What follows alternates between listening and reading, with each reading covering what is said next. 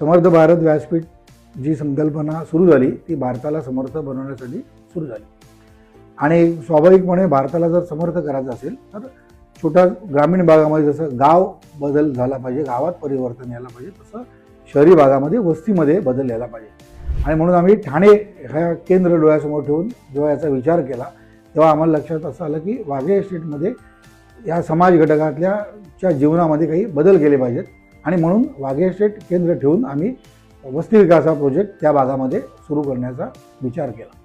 साधारणतः 3 वर्षापूर्वी सुरुवात केला, तर सुरुवातीला धावपळ करत करत करत आता आम्ही एक 40 अभ्यासिकांपर्यंत पोहोचलेलो आहोत.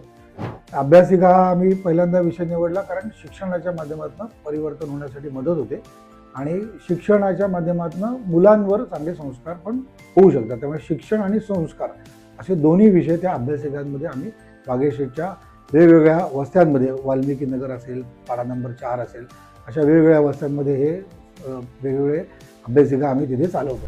समर्थ भारत व्यासपीठच्या वस्ती विकासच्या संकल्पनेबद्दल आता आपण माहिती घेतलीच. त्याच्या प्रवासातल्या आलेल्या अडचणी आणि त्याच्यावर केलेले उपाय याची माहिती आपल्याला पुढच्या रील्समधून बघायला मिळणार आहे. तरी आपण समर्थ भारत व्यासपीठच्या फेसबुक आणि इंस्टाग्रामला लाईक करा, फॉलो करा. धन्यवाद.